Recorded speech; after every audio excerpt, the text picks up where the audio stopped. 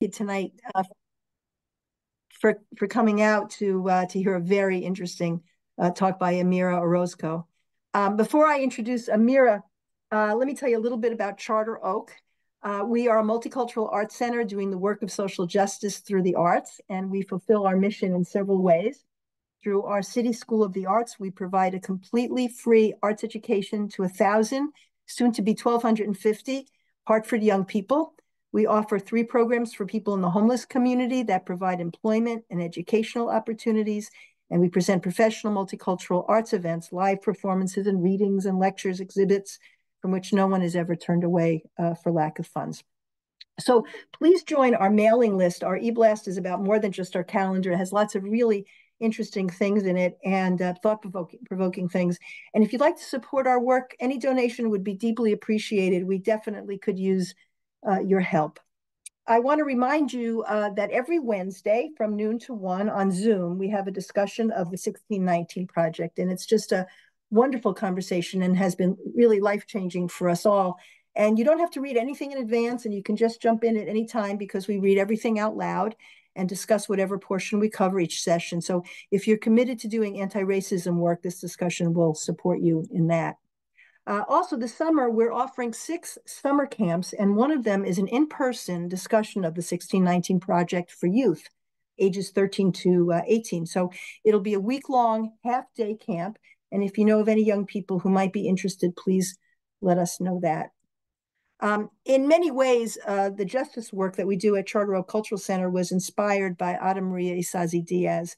She was my dissertation advisor and became my dear friend. Ada was the creator of what she called mujerista theology, a method for doing theology from the perspective and based on the lived experience of Latinx women. Her focus was on lo cotidiano, honoring the sacred in the insights and everyday experience of everyday women. She wrote, structural change and must be rooted in lo cotidiano unless the changes we struggle to bring about impact the organization and function of lo cotidiano. Structural change will not happen, and if it happens, it will not last. Ada defined herself as an activist theologian. She was a brilliant scholar and an excellent teacher, a trailblazer, an extremely courageous, strong, outspoken, funny, spirited woman. She died too young in 2012, and the Ada Maria Isasi-Díaz Institute was launched by Charter Oak Cultural Center and Drew University in 2022. The 10th anniversary of her death, to help keep her work and her memory alive and to showcase the work of current day Latinx women scholars and activists, of whom Ada would be very, very proud.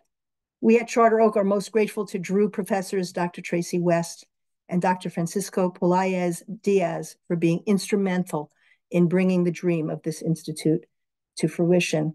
And we are very grateful to Connecticut Humanities for its support and to Drew Theological School, Union Theological Seminary, and the Dodd Center for Human Rights at UConn for their partnership. It's an honor to partner with you.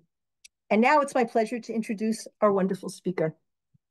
Amirah Orozco is a PhD student at the University of Notre Dame in systematic theology. She is interested in Latin American liberation theology and Latin theology from the US, and especially feminist and mujerista theologies.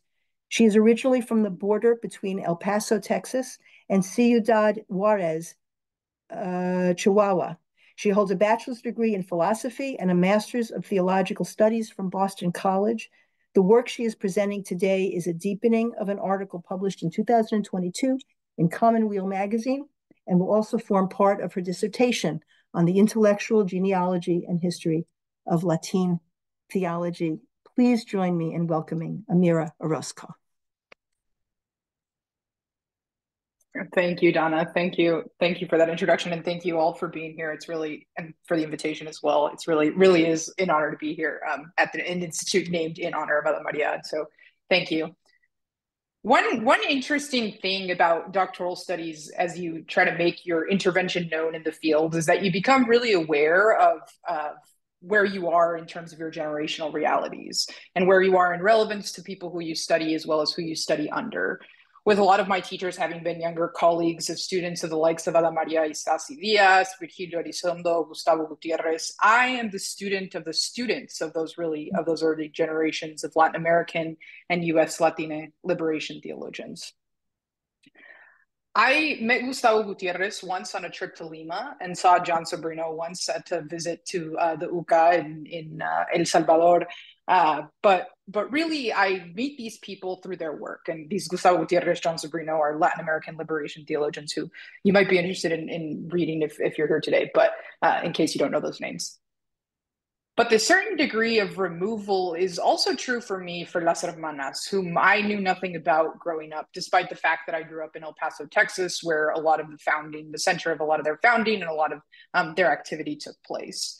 I had heard of their male counterparts, padres, but they did not make up a substantive part of what I was taught about church history at a Catholic parochial school. I like to say Las Hermanas instead came to me through good mentorship.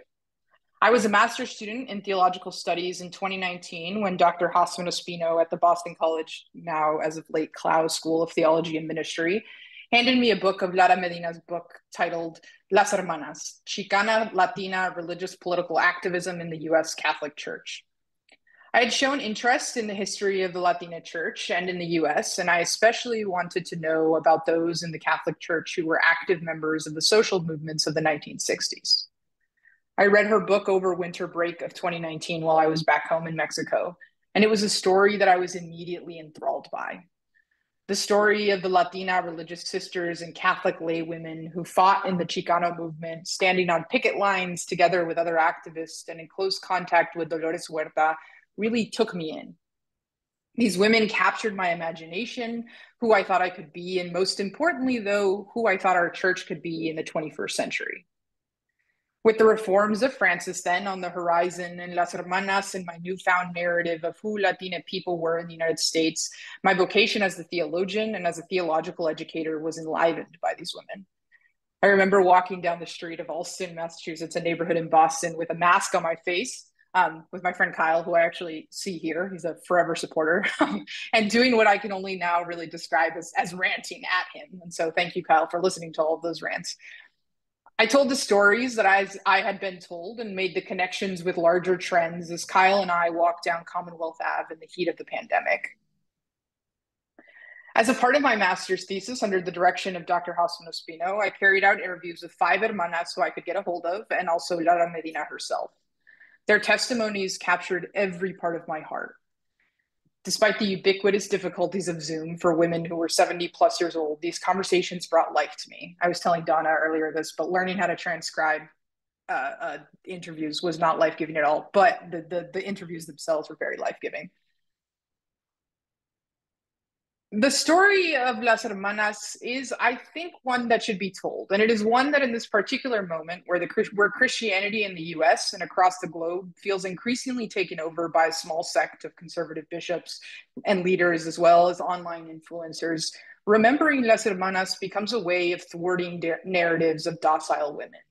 It corrects the idea we might have that Latina people have been secondary characters in the construction of our religious landscape today and resists homogenizing the history of the Latina church.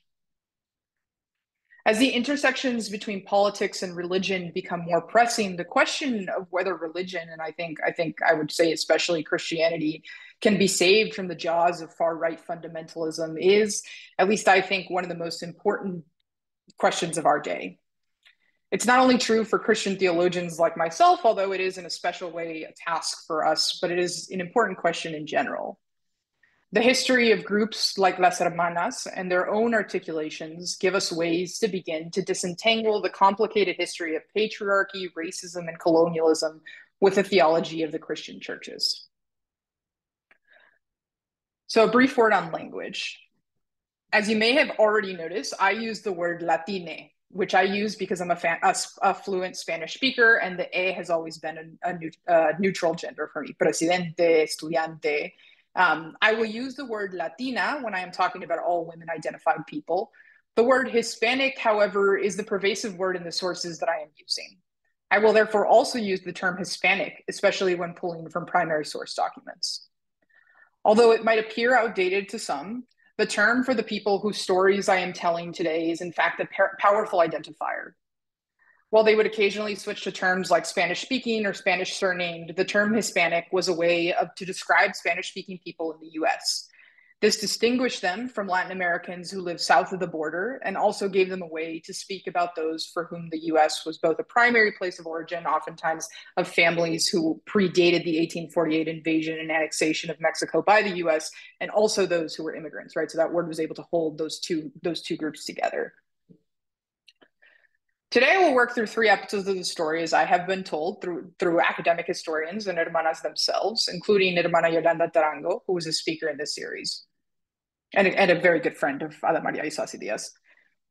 Theologian Timothy Matavina, in a speech he gave at a conference in honor of Las Hermanas in 2005 at the University of the Incarnate Word in San Antonio, Texas, quoted Yolanda's 1990 essay, where she writes, "It is important that we recognize the continuity between the work and dedication to the Church of our foremothers and the struggles of Hispanic women who are questioning their role in the Church today."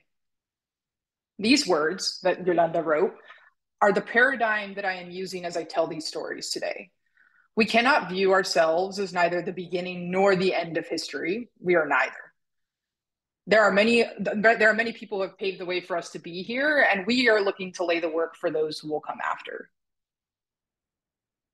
As the title of Maria Isasi-Díaz's 1996 book states it, La lucha continues. And as we gather here today, we recognize in a special way and honor the legacy of Maria Isasi-Díaz, whose theology, activism, and witness continue to be a guiding light in history. I consider her a foremother to the academic work I do in Mujerista and feminist theology, and I really am honored to be able to gather here with you all to continue this work. I think in particular, Donna and the folks at the Institute deserve a thanks for embodying really how to carry her work forward. I heard Donna speak, and Donna told me a little bit before you all came on a little bit about the inspiration for this institute, and what I'm really struck by is just how present Isasi-Diaz, Maria is for you all, and for the people, for you, Donna, and for the people at the Institute.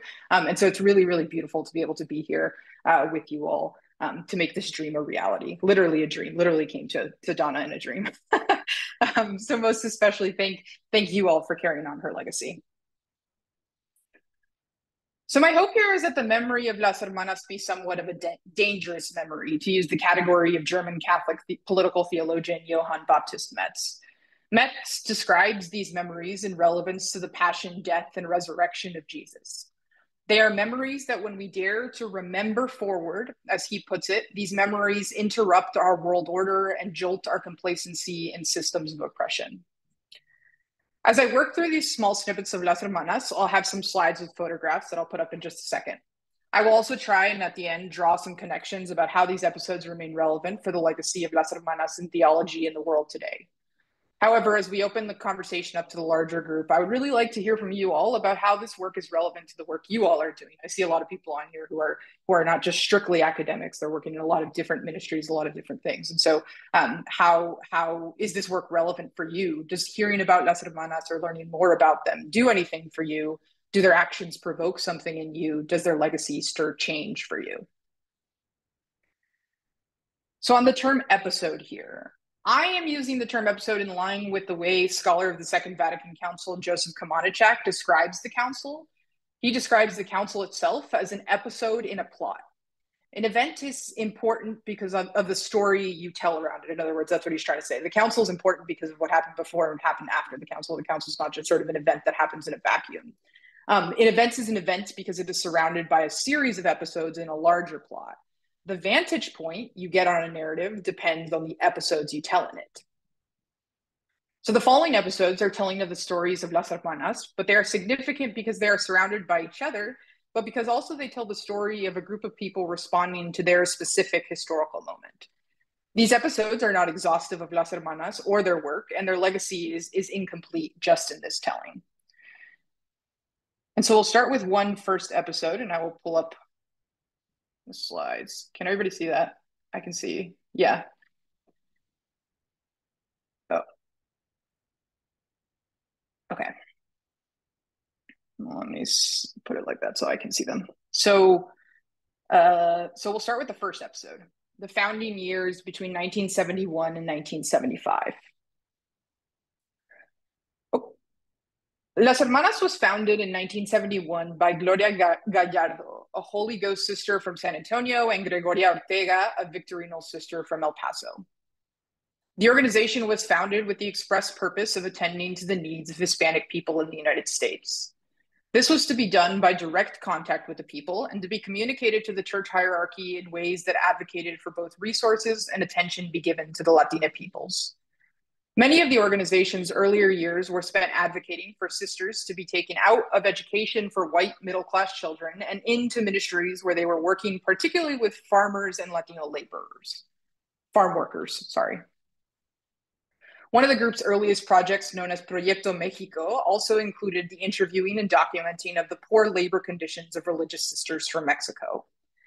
Las Hermanas was not a pastoral organization in the classic sense of the word, or another organization of Hispanic ministers, although all members were active in the church in varying ways, and aiding members in their pastoral ministry was a key component of what the group did. The term pastoral for them is tied more closely to a church in salida, a church that goes out, as Pope Francis has called it, to the peripheries and to the margins, more than really the internal workings of the church. They took inspiration from the documents of Vatican II and Popularum Progressum, which is a encyclical document written by Pope Paul VI on world poverty. But they also were inspired by the ongoing civil rights movements, Chicana movement, and the feminist movements. Las Hermanas as an organization was clear from the beginning that they wanted to affect both social and ecclesial change, and that the two for them were really intricately intertwined. This is what earns them the title from Medina as a religious political group. In the highlights of their 1974 informe, they talk a little bit about going out to the picket lines to Selma with Cesar Chavez, and also simultaneously developing a catechetical tool, right? So for them, there was not this sort of dichotomy. Both were important and both deserved attention. Their full name, Las Hermanas Unidas en Oración y Acción, Sisters United in Prayer and in Action, give us several indications of their founding vision. And you can see it actually written right here. And this is one of their 1974 informe that I've blanked out. But the logo here, you can see that the Unidas en Acción y Oración is visible. In their own articulations, the name Las Hermanas was chosen over names like Las Madres or Las Religiosas Hispanas, mothers or Hispanic religious women, or even Las Monjitas Revolucionarias, the revolutionary nuns. To call oneself an hermana or a sister meant a certain horizontal relationship. It meant an identification with the people, a shared struggle. As Yolanda Tarango put it to me in the interview, from the very beginning, we wanted to be with the people. It was clear to those who joined Las Hermanas that Hispanic people were in what at least one of their earliest documents referred to as a vicious cycle of high poverty rates and low education rates. The Catholic Church, they claimed, which housed the most Hispanics in the country compared to other churches and religions, had only on select occasions responded to their needs in pointed ways. They write, quote, "As a part of this same church, we now feel the obligation to respond to these needs before it is too late." A point of pride amongst many of Las Hermanas was that by 1972, so really, and this is their 1972 conference. I love this picture because they're like really happy, and you can see the sort of joy that is also being part of a type of organization like this. But a point of pride amongst many members of Las Hermanas was that by 1972, so really since the beginning of their founding, they moved to a team concept. They had moved to a team concept government. Whereas the 1971 meeting hosted about 50 interested participants, mostly connected to the original founders, the 1972 conference drew almost 200 people. Managing the organization, therefore, became quite a large task. The governing board team consisted of 3 national coordinators in different locations, and Texas, Colorado, and New York were the sort of beginning national coordinators regions or like locales. And then there would be local and regional directors under each of those. It was not just a matter of how much work fell to the board that inspired this move. The organization structure is also suggestive of community organizing tactics that decentralize power for the benefit of increasing reach across geographical regions and representation. This is, just to juxtapose it a little bit, this is different than the organizing tactics used by padres, their male counterparts, who were much closer to the organizing structure of the United Farm Workers, who would have one national director and then regional directors under that person. So obviously Cesar Chavez being the executive director of the United Farm Workers, and Dolores Huerta was one of the regional directors, and padres had a similar structure. Just like an interesting note to think about is that when you look up a lot of the feminist movements of the time, they had a structure that was much closer to Las Hermanas, but nothing that I see in the documents says that Las Hermanas were directly inspired by them. Nothing that Las Hermanas has written or said about that. But I think it's just like an interesting thing to think about. This type of organizing does have several implications. The first is that studying Las Hermanas is actually quite difficult to study since their documents were being moved, their documents and archives were really being moved from location to location. When archives did begin to become centralized at Our Lady of the Lake University, there was still a lot of gathering that had to be done, and probably there still is a lot of gathering that has to be done. This may have been an unforeseen circumstance, but also as historians, perhaps it is a humbling acknowledgement that not all historical actors think of themselves as such. My other line of research before I found this was in my master's thesis was going to be the diaries of the council fathers like Henri de Lubac and Yves Congar and Karl Rahner, who all have thousands and thousands of pages of personal diaries, personal libraries, right? So that's a really different just sort of like methodology and project that you're doing. But those who do not do these great acts of self-preservation are sometimes just as worthy of recovery. The second implication is also a point that makes studying the group difficult, but it also played out in real time for them.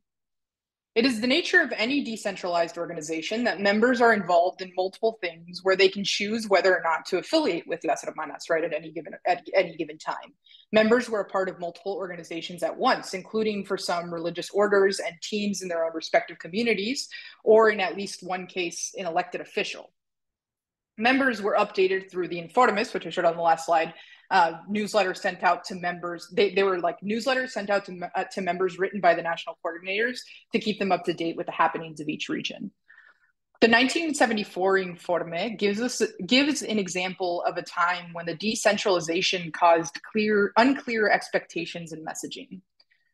The 1974 Informe reads, Hermanas, although we not only encourage but expect you to take stand on personal convictions regarding any issue pertinent to our people, we are requesting again that you clear with the national office before you make a statement.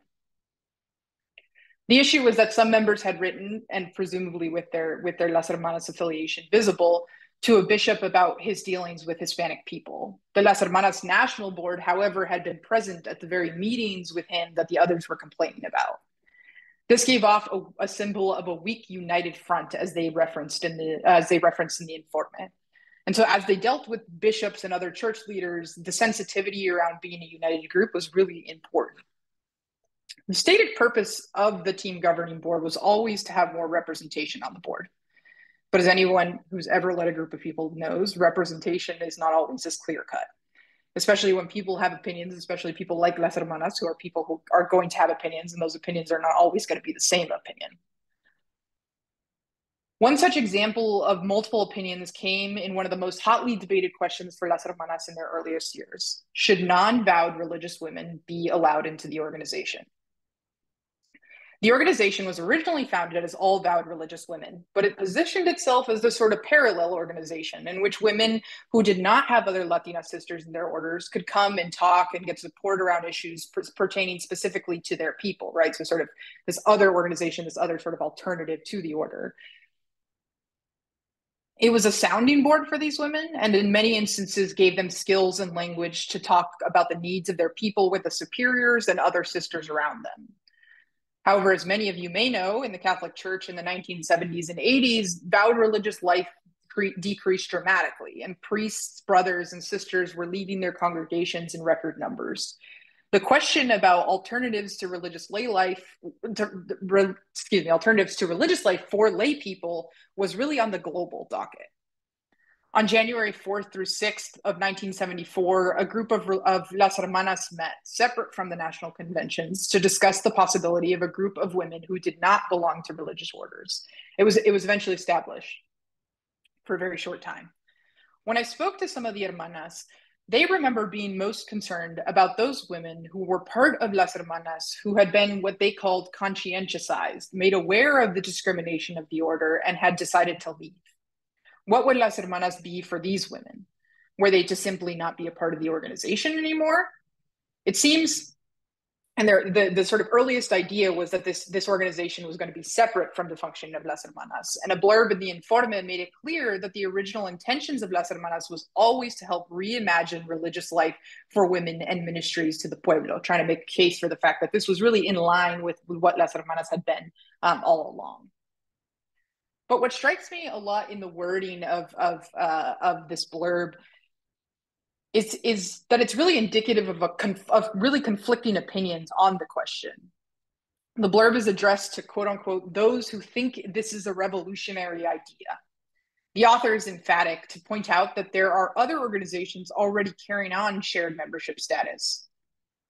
It is clear from the tone that the move to include non-vowed religious women was not an uncontroversial move. The 1975 National Convention, which took place the year after this original Informe, was dedicated to the question of la mujer laica, the lay woman. Whereas the original conversation seemed to be oriented around this separate organization, at the 1975 National Assembly, full membership in the original sort of core organization was extended to non-vowed religious women, and in fact, even leadership was opened up to them. At least one hermana I interviewed, when asked a question about why did the Las Hermanas disintegrate, she pointed directly to this moment. Although she herself stayed in the organization for a lot longer of a time, for her, it was this move that began an early downfall of the organization. So in reality, the organization continued to grow after this moment, but this hermana's memory serves to show just how heated this particular debate was. For her, and she said for others, Latina lay women had other opportunities to organize. Las Hermanas had been one of the few spaces where vowed religious women could gather. For others, though, it was an abandonment of friends who had been in the movement since the beginning.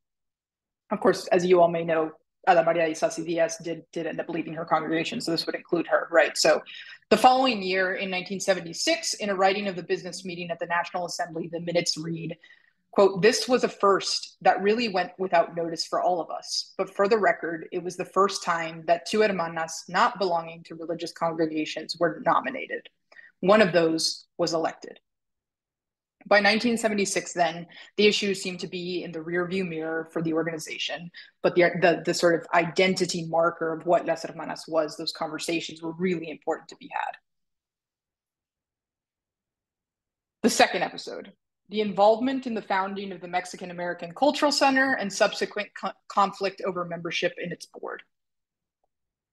The Mexican American Cultural Center was founded in 1972 with the purpose of training young Mexican Americans with a specific goal of empowerment and overcoming language obstacles and economic hardship, as well as providing training for non-Mexican Americans who saw the importance of the plight of the Chicanos in the US. From its inception, it was oriented towards religious ends. Founded on the campus of Assumption College in San Antonio, it also received both financially and in a consultative role the support of the Archbishop of San Antonio at the time, Bishop Francis J. Fury. It was founded in a post-Vatican II Catholic Church era, where the formation of the laity provoked by the document Lumen Gentium of the Council was being highlighted as an important component of church priorities. Further, the Episcopal Conference of Latin America's 1968 meeting in Medellin, Colombia, had articulated a preferential option for the poor as a pastoral priority. The option for the poor meant that those involved in the center as students and faculty were often also involved in political and social movements simultaneously. The center was a place for encounter for Catholics, especially in Latin America and the US, and especially Catholics, along with mostly other Christian denominations concerned with social injustice. Because of this, MAC was an important laboratory of thought for the earliest Latina theologians in the US. Las Hermanas and Padres, as organizations and individuals within them, were major players in the center's founding. Father Virgilio Elizondo was named the executive director and CEO of MAC, and Gloria Gallardo was on the founding board with the title President of Las Hermanas next to her name in the Articles of Incorporation. My iPad actually just freaked out. Give me 1 second. Sorry.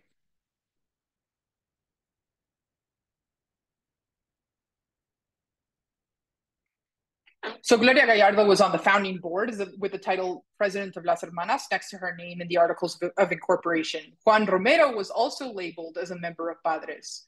Each respective groups, Padres and Las Hermanas, maintained at least one representative on the board in addition to any other members of the board who might be elected as individuals. So the way it worked was that the group would nominate a member amongst itself based on their own internal workings and then send the name to Virgilio Elizondo. There's not really evidence that he denied their opinion or interfered with their opinion, except for in one case where he sends a letter to Hermana Mario Barron in 1974, but the group didn't accept his proposed name, opting instead for Hermana Gregoria Ortega, who had recently been replaced in her role as national coordinator of the group, and they were able to maintain Gregoria Ortega in there. The role of the women on the board was always somewhat precarious, it seemed, with a lack of women willing and able and capable to take on the leadership role. In a motion in January of 1979, Reverend Monsignor John Egan urged the group to consider allowing women to replace women when one opted out of being on the board, so as never to reduce the amount of women due to unavailability of their first choice. Things, however, took a breaking point later that year in 1979, when Sister Maria Iglesias, Hermana Maria Iglesias, received a letter informing her of her termination on the board. The national coordinator at the time, Hermana Margarita Castañeda, sent a letter to Father Ricardo Ramirez asking him for the reason why. She further claimed that the national coordinators had not been informed of any decision to terminate the position of an official representative of Las Hermanas on the board. Father Ramirez wrote back explaining that the termination of Hermana Iglesias was a matter of her term ending and that the new bylaws had stipulated that no organization would be allowed to nominate individuals. He ended the letter with, quote, even the president and executive vice president positions now held by Virgilio Elizondo and myself are elected offices. Luis Olivares, who was the president of Padres at the time, promptly wrote to the board to consider the quote unquote many qualified and available Hispanic women, not just for the board members, but because Ramirez had written that in the letter, but also for these now electable roles of president and executive vice president. Of course, that didn't happen. But while he does not mention Las Hermanas by name, he sent a copy to both the MAC board of directors and the Las Hermanas national coordinators. Father Ramirez wrote back with a mediating solution of having Las Hermanas nominate 3 members that the board would then select, and he asked for their CVs.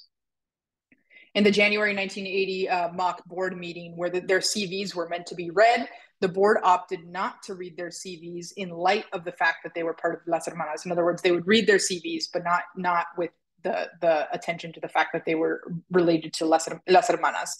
And the board once again asked Father Ramirez to inform Las Hermanas and Padres that they would not be voted in as members of any one organization. In a letter to her fellow sisters, Hermana Castañeda wrote, we have been rejected because MAC very deliberately does not want organizational representation, nor do they want board members who have not been handpicked by the current board members. A sad commentary on their need for innovative and challenging voices on the board, don't you think?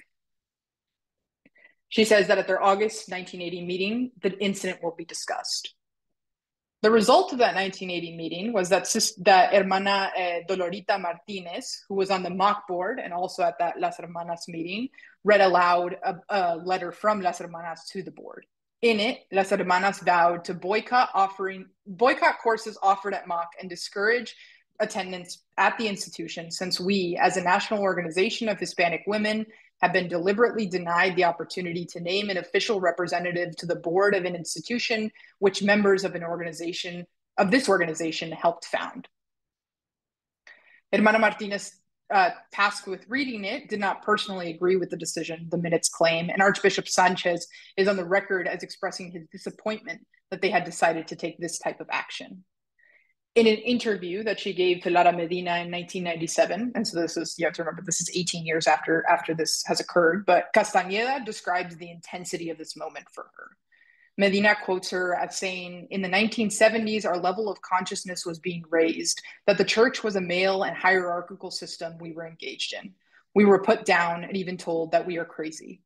It was extremely disappointed.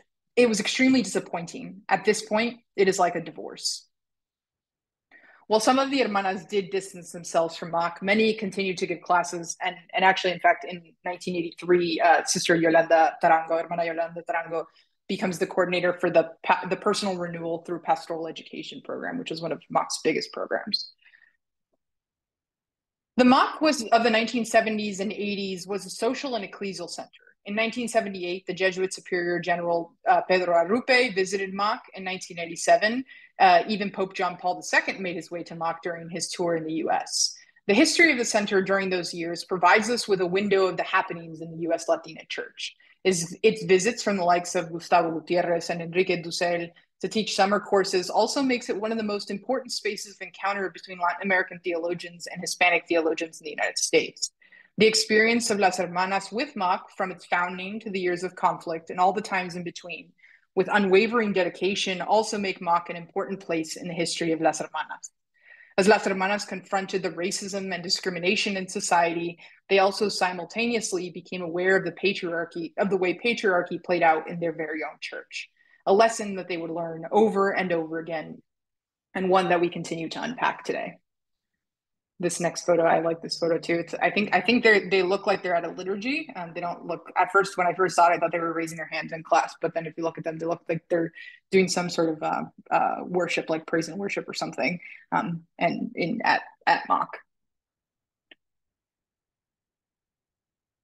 The third episode, the prayerful resistance at the 1985 Tercer Encuentro, led by none other than Maria Isasi-Díaz. The Tercer Encuentro is the culmination of a multi-year process. It proceeded from the first encuentro, from the first encuentro in 1972 and the second encuentro in 1977 as these sort of like ecclesial gatherings of and for Hispanic Catholics is the wording of it. In a pastoral letter published in 1983, the National Conference of Catholic Bishops called for the Tercer Encuentro.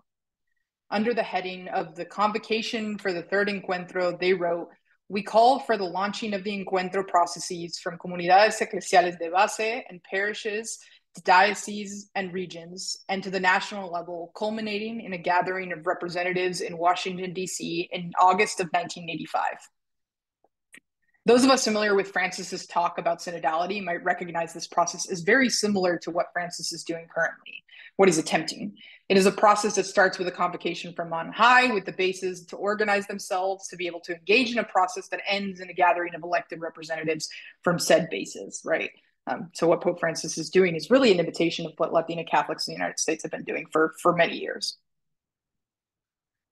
Las Hermanas were involved in every step of the process, despite the fact that similarly what happened to them at MAC, bishops took away official representation from them and Padres and the Cursillo movements, all of which had pushback, but something that all three of those movements enjoyed at both of the encuentros before.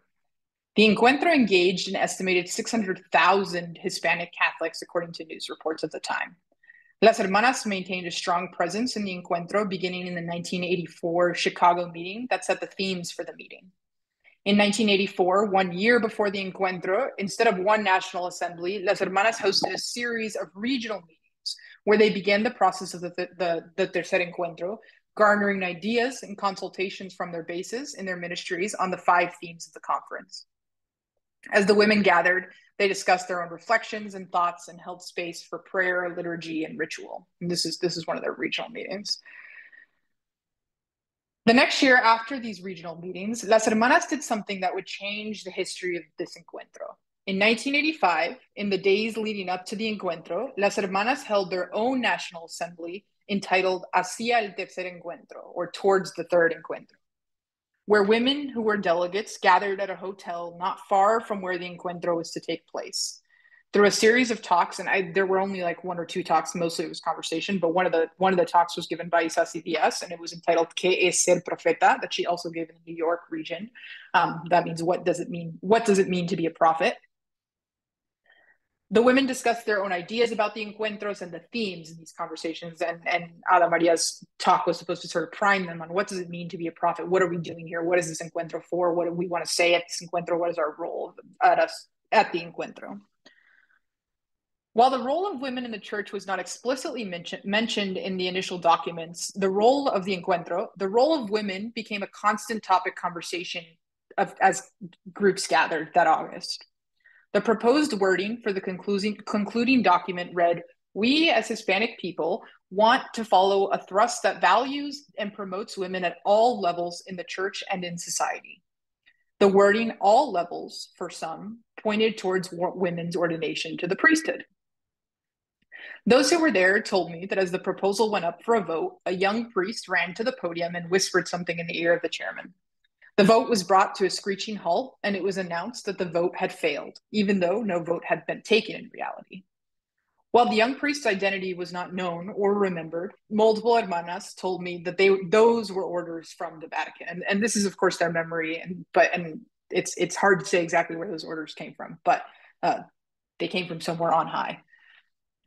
What adds to the context of this moment for me, though, is the fact that in 1978, 6 years before this moment, padres had agreed to give money to Las Hermanas to support them in their partnership with Women's Ordination Conference, a connection I should mention that Maria Isasi-Díaz made as a key member in both groups, right, in Women's Ordination Conference and Las Hermanas.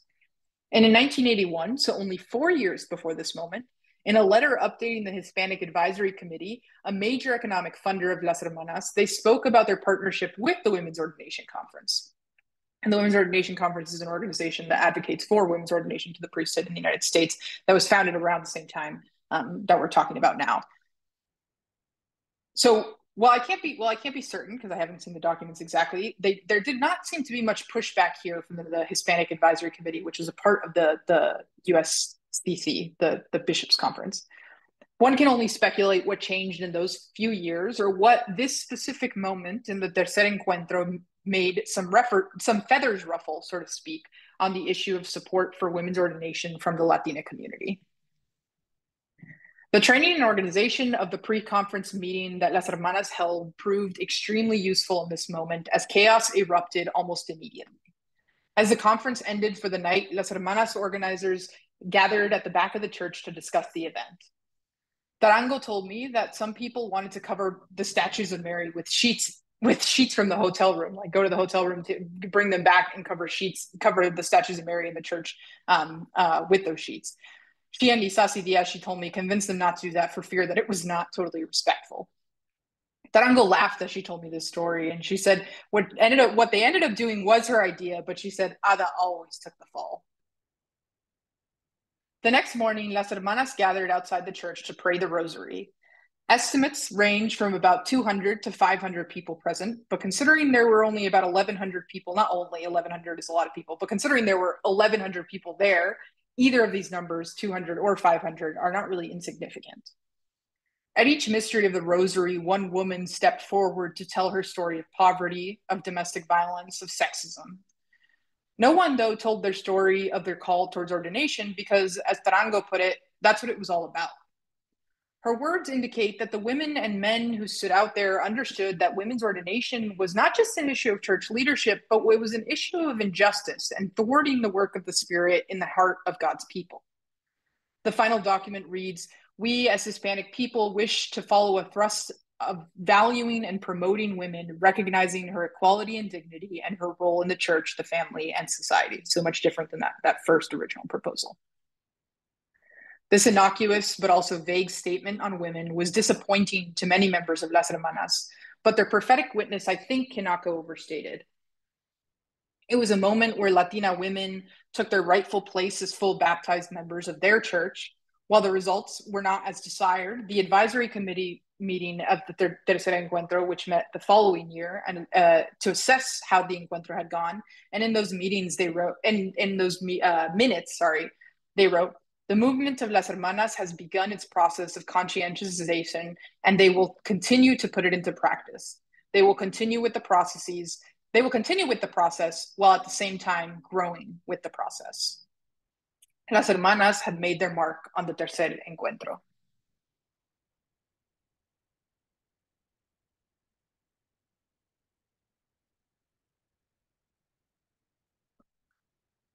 The stories I have told here were ones that were marked by a deep communal discernment.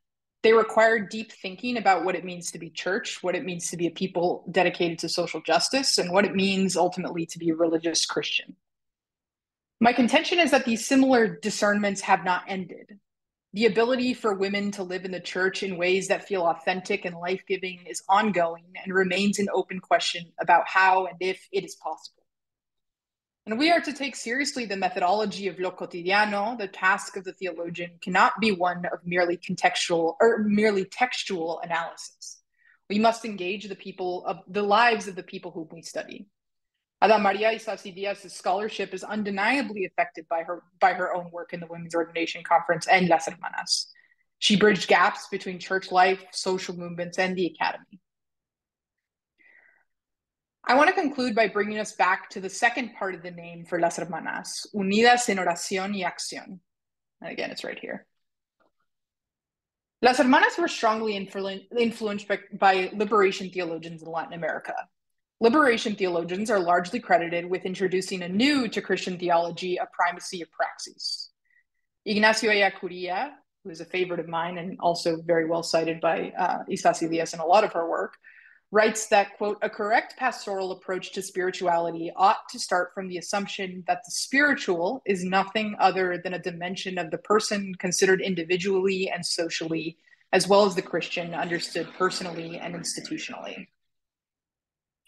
As a Jesuit and as a liberation theologian, Ellacuría diminished any duality between contemplation and action, spiritual and material. Although they are not collapsible into one another, he says they are intimately intertwined, and we can't sort of prioritize one over the other indefinitely. Las Hermanas saw this and recognized that they could not pick between action and prayer, that it was a false dichotomy, but that in the one history in which both God and human beings act, both have a sacred importance. In their August 1976 national conference, they hosted Peruvian liberation theologian Gustavo Gutierrez. The women in the organization had a close relationship with whom they just referred to him as Gustavo in almost every mention of him, which I think is funny because a lot of the other Gustavos always get sort of second name, Gustavo whoever, Gustavo Morelos, whatever, but Gustavo Gutierrez is just called Gustavo in almost everything they write about. It just seems to be everybody knew who they were talking about when they were talking about Gustavo. In 1980, as a part of a trip to Latin America, Hermana Silvia Cedillo, who was a national coordinator of Las Hermanas for many years, stopped in Lima and met with Gustavo. And I want to read you a little bit of her journal. She wrote, Gustavo was excellent. His talk was on Puebla, option for the poor. He spoke eloquently about women being doubly oppressed, por ser pobres y por ser mujeres, for being poor and for being women. He made it very clear that he was talking about obreras, laborers, campesinas, rural women, marginalized women. I congratulated him afterward for using inclusive language, and he said, I had to. You were sitting right in front. And he said he thought of me as he spoke about women. I remembered that at Mach, he told me that he did not believe in women's liberation, that it was only for the rich white women who were advocating for it. I told him I was neither rich nor white, but I felt the oppression. End quote. Las Hermanas, therefore, were inspired by liberation theologians, but it's also clear that other theologians were inspired by Las Hermanas. They gave witness to the embodied realities of Latina women and the documents of the Second Vatican Council and the Latin American Conference of Bishops. The documents of these conferences came to life in them. Las Hermanas gave witness to a Jesus of the Gospels who is, in the name of the kingdom of God, stood up to oppressive institutions, taught us how to pray, and retreated to pray himself. Las Hermanas are a part of my research, and they will make up a significant portion of my dissertation here at Notre Dame, but they are also a lot more for me. As I navigate being a young woman in the Catholic Church, Las Hermanas breathe hope into me and into my vocation. They act as witnesses to strong convictions about equality, freedom, justice, and most profoundly, they believed Jesus when he said, the kingdom of God is at hand. Thank you for listening.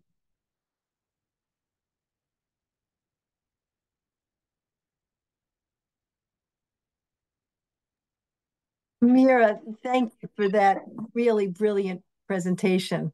I'm not the juxtaposition between, tonight is a night of when history was made. And And our gathering tonight on this particular night has, I think, great significance. And you give us hope. You give us hope. And you and I talked before everybody entered the Zoom room about the fact that Ada is present when these presentations take place. And I really felt her presence tonight. She would be so proud. Thank you, Donna. Thank you. Yeah. Thank you. Thank you. It was really, really wonderful. We have a few minutes to entertain some questions. So you can either write them in the chat, or you can raise your physical hand or your mechanical hand, whatever you'd like.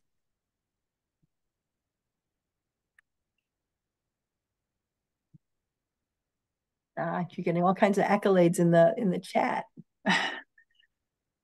Any questions? Accolades are good too. I actually, let me just check. I had a question, Amirah.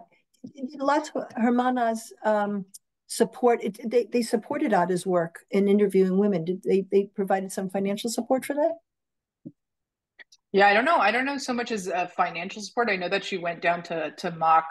Part of what she did was she went down to Mock because she was obviously living in New York City, and or in New Jersey, right? She was in New Jersey, and so she was living on the East Coast, and went to Mock, and then obviously went to El Paso, where a lot of the interviews took place. I don't know so much as financially, but I do know that definitely a lot of the groups that they interview for that book come from the work of Hermanas, yeah.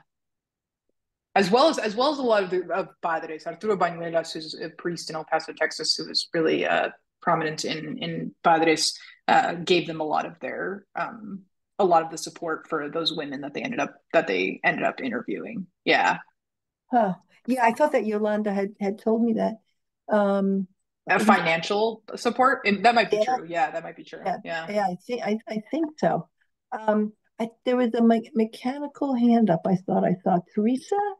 Teresa, did you have a question? Yes, Amirah, thank you so much for this presentation. Good to see you. I really appreciate it. And what you're doing is important. And I'm glad that it'll be for your dissertation. There's just so many things that I'm thinking about. And I know I'm affiliated with the Women's Ordination Conference and the Roman Catholic Women Priests, but also with Conspirando, the eco-feminist collective in Latin America. But I'm just hoping, I guess there's just a couple of things. I'm interested, like you're talking about the history of Hermanas, but I want you to I would love to talk to you more, or I wish that you could integrate somehow how, like with Anita Caspary and the Immaculate Hearts, and how they also kind of deviated or claimed their power. And also in terms of like Hermanas or these women as collectives or as a non-hierarchical form of church, because it comes back to the Roman Catholic women priests today. And it's like going, how is it that I would just say from an ecclesial perspective, how is it that we can translate their ways of thinking of more egalitarian leadership for the church? But I just think that there's so much richness that women work in collectives. There's a team, there's a team mentality that is more Christian than the ecclesial hierarchical church. But I think I'm really excited, and yeah, I would love to talk to you more about that. I wish that there was an essay. I'm not sure there is, but I thought about it. It's like going, could there be an essay of the Vatican II, Anita Caspary, Hermanas, and even Sir Juana would begin that conversation. And here we are with Ivone Gabarra. So just a lot to think about. So thank you very much. Yeah. I think that's really interesting. I mean, yeah, we can continue to have conversations as we have, Teresa, but I think you're right. Like, I think the way, and that's my sort of note about, like, it's interesting to think about how Las Hermanas was organizing in line or with other organizations of their times. I think like always taking people in their context, right? And like where is it that Las Hermanas they're getting these ideas? And of course, Vatican II seems to be one of the places that they're getting these ideas, but of course other women and other ways of doing things, of doing of being church, right, and of organizing themselves also seems to be a place of major inspiration for them. So I think that that's also the work, I think, of trying to narrow down some of like the individual members of Hermanas too, because I think if you read through like somebody like Silvia Cedillo's journals, like the way she was thinking about and again, some of them just didn't write as much as others of them did, and so it's sort of hard, but if you read through her journals, like you can sort of see what even somebody like Ada Maria, like what how Silvia would have been talking to Ada Maria, right? Like about lo cotidiano. Silvia goes down to Latin America with the idea that she sort of you sort of can't understand liberation theology without having experienced Latin America, and so she literally goes on like a tour of Latin America, and so those sort of ways of thinking, I think, would be a matter of like also narrowing down and thinking about individual members, not so much at the group or the communal level. And so I think that you're right. And I think it's really, really interesting to think about. Yeah. Thank you. Amirah, Catherine asked, how hopeful are you for the inclusion of women in leadership in the Roman Catholic Church? I think it depends on what you mean, and maybe other people also who I know have opinions and thoughts and maybe even have more expertise than I do in some regards. But I think it depends on what you mean by leadership in the Roman Catholic Church. Like, do I think women's ordination is going to happen in the Roman Catholic Church? Probably not. Pope Francis has recently said that it's not going to. So I'll take him on his word for it for now.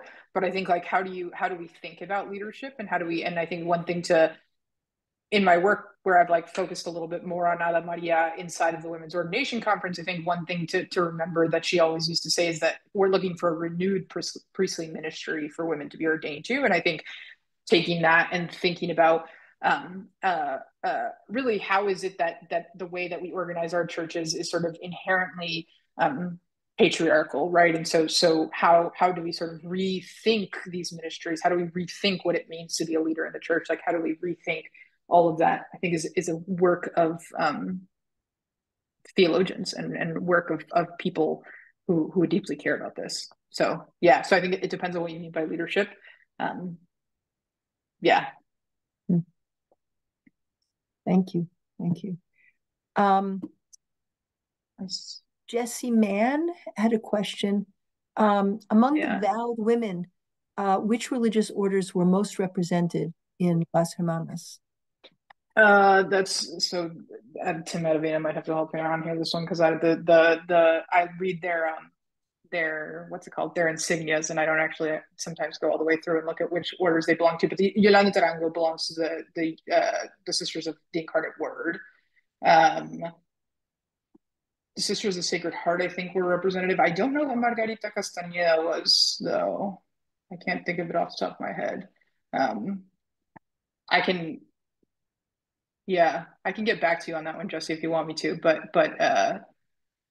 it was sort of a variety of a lot of different congregations. Yeah, Kyle.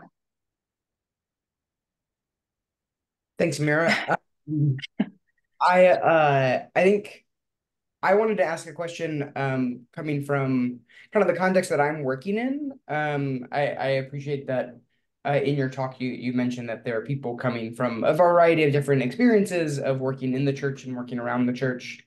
I'm a campus minister at a school 7th through 12 in Atlanta, Georgia.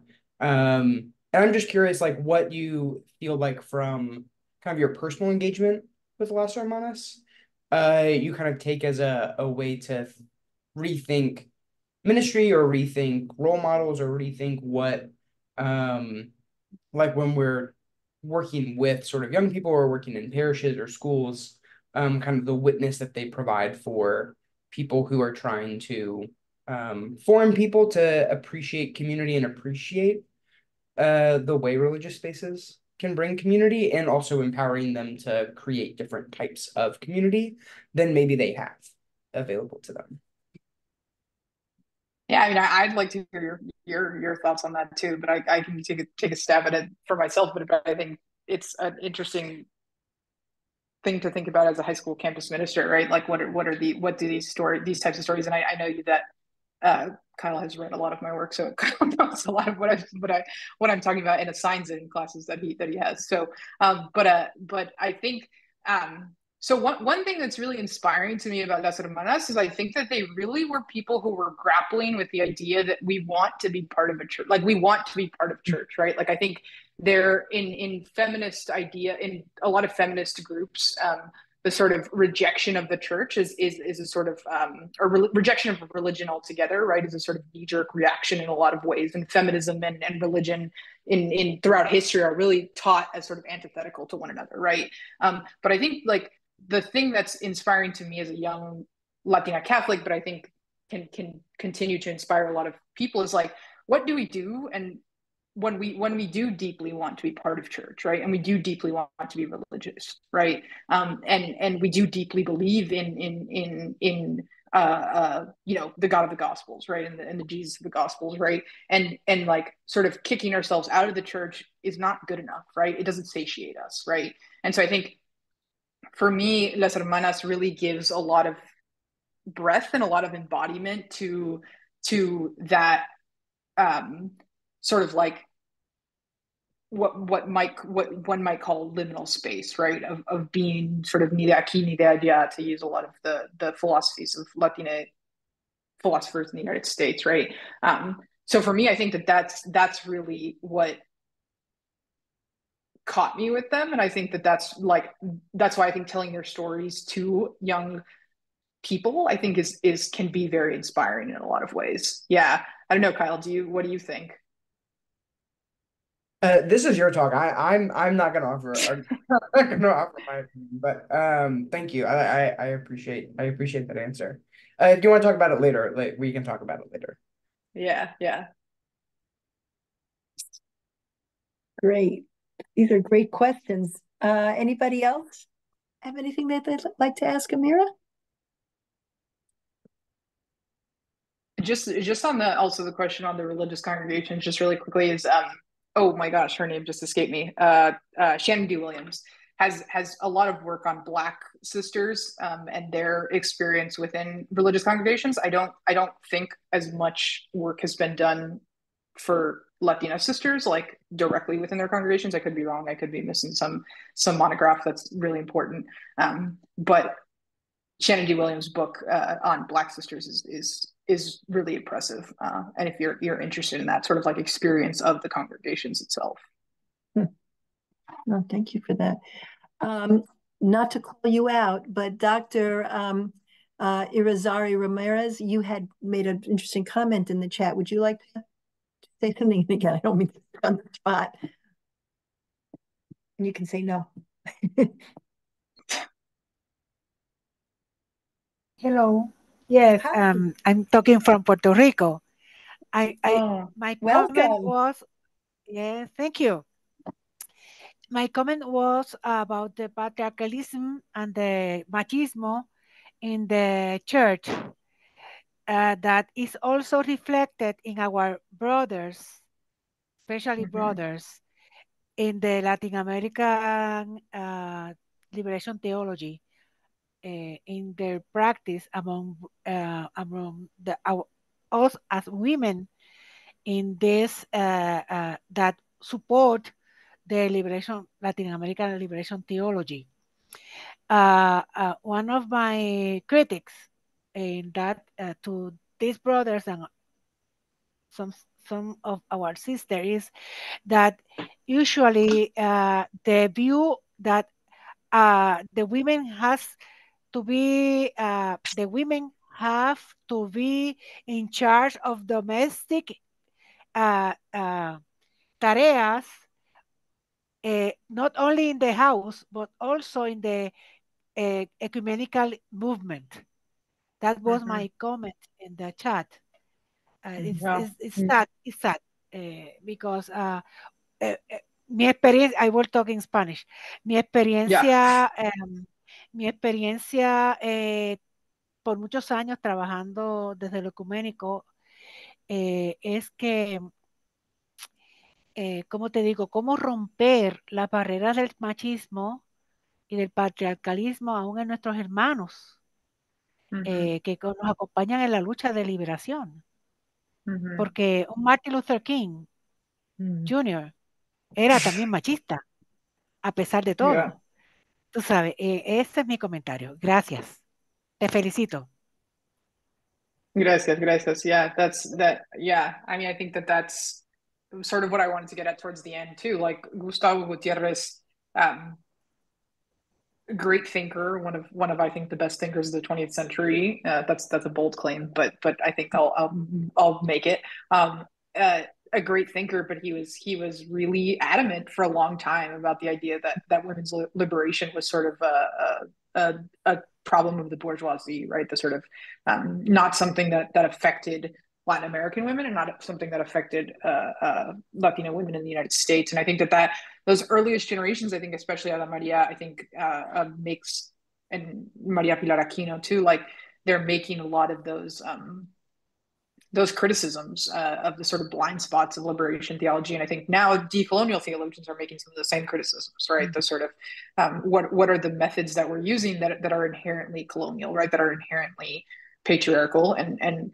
I think each of us sort of has to, as Doctoral Elba said, each of us has to sort of engage with that in our own praxis and think about it through a liberative praxis of what is it that we're doing.